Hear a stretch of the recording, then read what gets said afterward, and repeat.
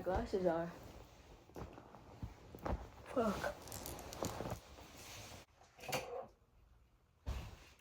Fuck.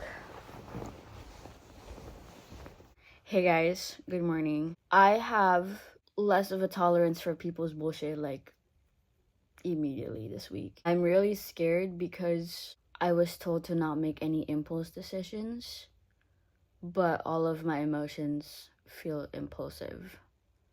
And so I feel like when I lean into that energy too much, everybody's voice starts to sound distorted as fuck. And the only thing I want to do is say what the fuck I want to say, which is not a good idea. Don't ever listen to that demon in your head. The aftermath of what you will say will never feel good. Like, you will sit with that, and I just need to take a few deep breaths. But week 6 was really good. I did 6 out of 7 days of my morning pages. It hurts to be right that the more days I take time to set aside to write, the better my week goes. Whenever I do my morning pages, and I do them a lot more than I'm supposed to, like a lot more than usual, my brain is like, oh, she's setting time aside for us to do this wonderful thing that helps with our mental health. I did not go out for my artist date this week. What happened was I went to the gym, I climbed, and paid $25 for it because I thought my spring break pass was until Friday. My last day was Thursday and expired Friday. And everybody in that fucking gym knew that it expired because the worker called me the fuck out. Bro used my full government name. He was like, Alexandra, it says here. I'm not gonna get into it. All in all, to say that I paid $25, which is my Planet Fitness membership. The only reason I got this climbing membership for like the 2 weeks is because of Brie. And then I climbed and she wasn't there, and I thought I had another day to climb, and I didn't, so I paid another $25. Yeah, it's fine though. I liked it because I was able to be active, and also there weren't many people, which is like my biggest thing whenever I'm climbing, is that I really do not fucking like when there's a lot of people there. I was there for like a good 2 hours, and after that felt really sore, felt really good, felt stretched. What? Then I came home and I started chowing down on some cucumbers and cheese and salami. And then after that, and as I'm doing that, I finished half a wine bottle, of course. Whenever I was like, damn, I'm halfway through this and I'm feeling it, felt really good. Felt really good. Felt really great. Especially because it's always like such a great reminder that I really do enjoy my company. That I always feel lucky that I get to be with me all the time, and I get to be me all the time and nobody else. I don't know if it's conceited to say that, but I really am lucky to be me. And so I feel like that feeling gets heightened a lot more during my artist date.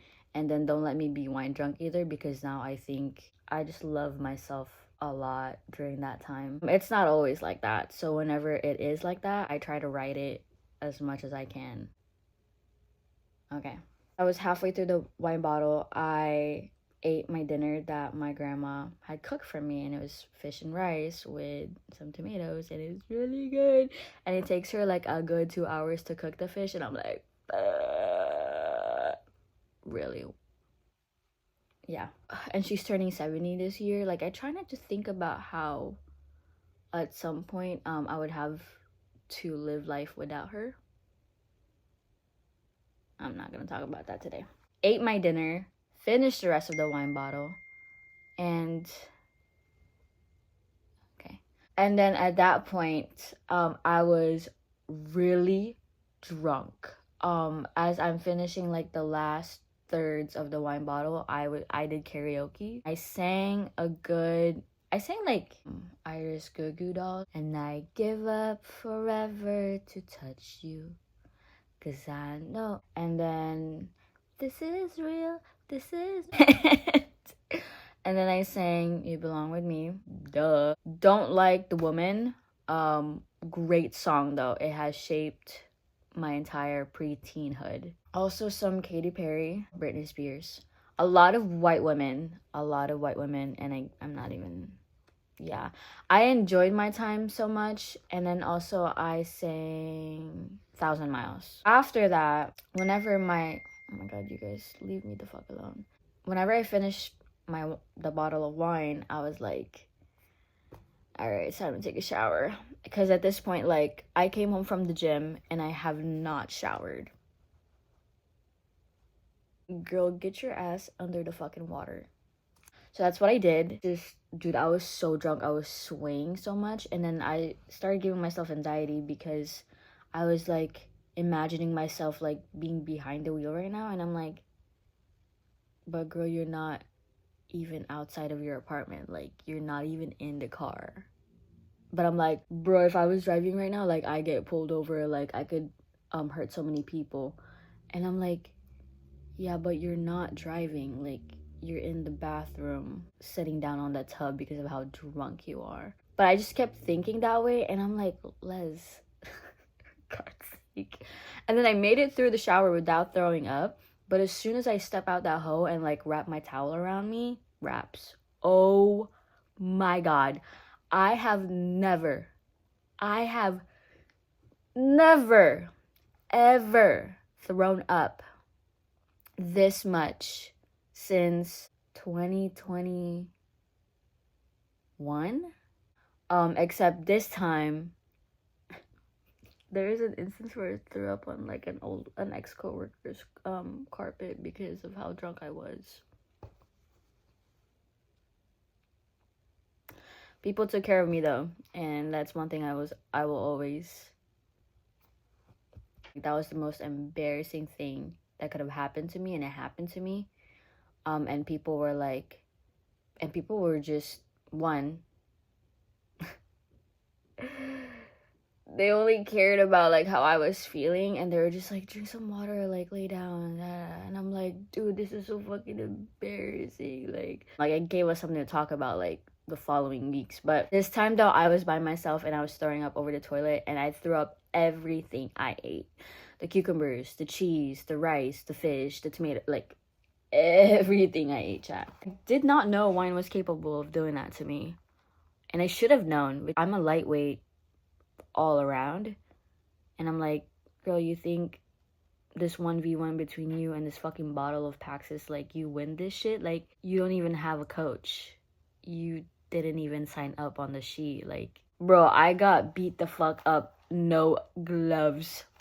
First round, they fucking rang the bell. Oh my god. But it felt like a rite passage in being an adult in her mid-20s. I genuinely did enjoy myself though, despite the throw up. And then, mind you, like, I brushed my teeth too. And then I did like my whole dental care routine that I do for my braces. And then I put my trash can next to my bed. And I woke up and I'm like, dude, I need to take a shower. Like, I need to take this makeup off. And then for the first 10 fucking minutes, I forgot that I already took a shower, that I already took my makeup off, and that I already brushed my teeth, and that I'm in clean clothes. And literally, if I wanted to throw up, the trash can is right next to my bed. Like, I did all of these things, and I completely fucking forgot for a good 10 minutes. Like, I shut up out of my bed, and I was like, oh my god, I just knocked the fuck out. And it was 3:44 a.m. Yeah, really good time still. I don't think I will do it again this week or until next month. I feel like that's a thing that you just do once a month, not necessarily every weekend, because then it's alcoholism. I got shit to do other than get drunk. So, oh my god. I'm gonna read to y'all what I wrote down. If I want to cut out some shit, I'm gonna cut out some shit. So if you're like, that doesn't even make sense, it's because I cut out some shit. Oh, fuck. Okay. This week was a recovery week for me. It's the come up before the up. This this week felt less restrictive, less pressure. My chest and shoulders felt lighter. And I can attribute that to the fact that I went to the gym 3 times this week. Ugh, that's so true. And I put like bruh. And my screen time is back down to being less than 4 hours again. It's all a formula, that ass is what I put. Because it's like, I went to the gym more than twice, and I wasn't on my phone as much. Of course, I'm gonna feel good. Duh. I also am in the works of getting... Oh, I can't say that one. Okay, so there's a thing that I really want to do, and I really need to execute by beginning of May, which I don't know when this is gonna get posted, but I'm assuming beginning of May. So hopefully by the time this gets posted, it's been done. Like, it's already in the works. And I have had doubts about it for so long, and I have so much of them. And it's so unfair and judgmental of me, and very limiting to think that success only looks a certain way. I wrote this yesterday. Because it's true. Like, I feel like growing up and all the TV shows that I watch and the movies that I watch and all the things that I was taught in school, they're like, this is what success looks like. If your success doesn't look like this, you're not successful. But it's like, the world is constantly changing and evolving. Success is not gonna look like one objective fucking thing that everybody's preaching it to be about. It's gonna look like a multitude of things. Whenever I keep having like these visions in my head, like these ideas of like what I really want to do, and I'm like, yeah, but then how are you gonna support yourself through this type of creative work, or through this thing, this XYZ, when it doesn't look like this picture perfect success? And I'm like, bitch, fuck you. That's so rude. Like, I'm telling you what I want to do, and I'm telling you how I want to do it, and you're like, I don't think you're gonna succeed in it. That's so rude, bruh. That's so rude. Like, please believe in me. And that's where I'm coming from. So I said I shouldn't limit myself to one specific thing. I can provide and make a beautiful life for myself with... Oh, okay, I can't say that. But I did put, I need to be with people. I have had such a huge lack of interactions with people. It's genuinely starting to get to me. And I, my God, I need to be with people. I need social interactions, need to be out there. I also want to join... I want to join this sports club, and I want to do so much and be so much. I just want to be with people all the time, but also be with myself to preserve myself. I also realized that while I have been more social than I've ever been in my fucking life since I turned 24, at my heart, I'm still really introverted. There are a lot of extroverts in my life that I very much admire, and I'm very much look up to for inspiration about how well they navigate social situations, and just how they brighten the fuck up in front of people. Since I'm familiar with loving people in general, as a whole, not every single fucking one of us, I'm like, that's who I want to be. That's what I want to be. Then as I try to put myself out there, and it's really uncomfortable, and sometimes I don't get the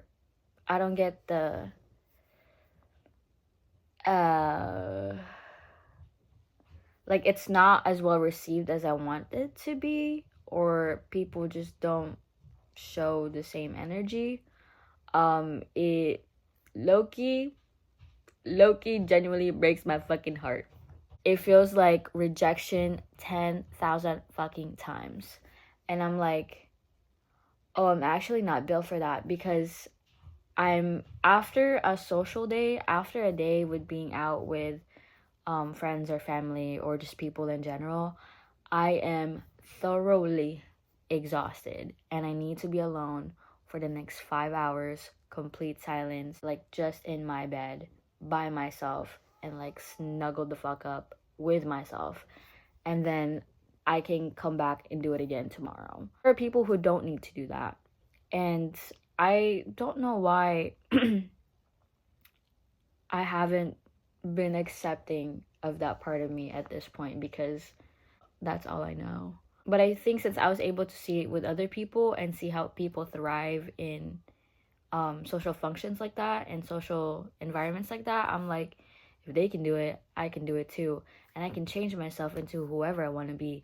But it's like, well, let's chill because we got history of XYZ. So I'm still learning to accept myself as I am, and while still learning how to be open, because I do think I have changed. It's just I wish I knew in what ways. At the very least, I know I'm a lot more playful and also like better at reading social situations or social cues, which is, I don't know if that's a skill that normal people practice or strive for. I have missed a lot of social cues throughout my life, and it has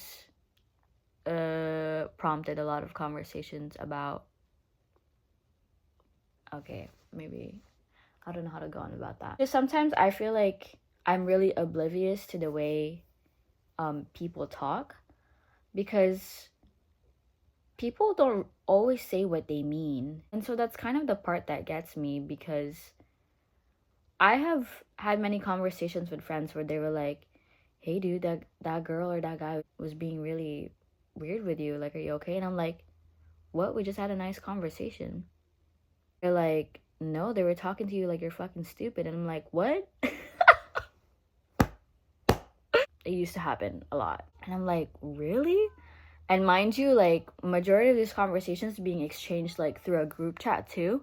And so other friends would chime in and they're like, yeah, I heard this too. I thought like yada yada. And I'm like, oh my gosh, the cats are fucking... Girl, I know you got fed. Just kind of in that context. But I don't know. Like, I feel like unless... Like, I mean everything I say. Sometimes, like, there are things that people don't really need to know about. Like, I can just keep that to myself. Like, for fuck's sake. Like, girl, get a journal. People don't need to know everything all about that. But as far as, like, the things I tell people, like, I mean them. And so, since that's my approach to talking to people, I have no other reason to doubt them unless given some. Off rip, I trust you until you say something or do something that make me no longer trust you.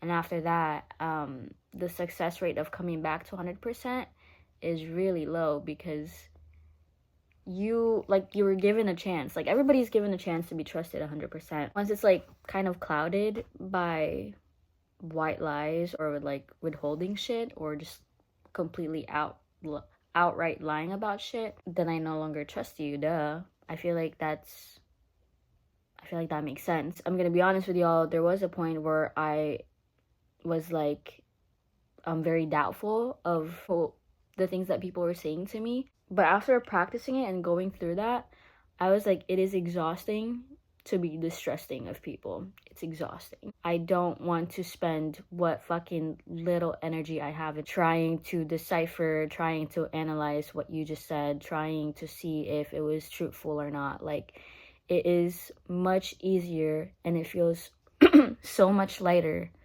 for me to just believe what people say.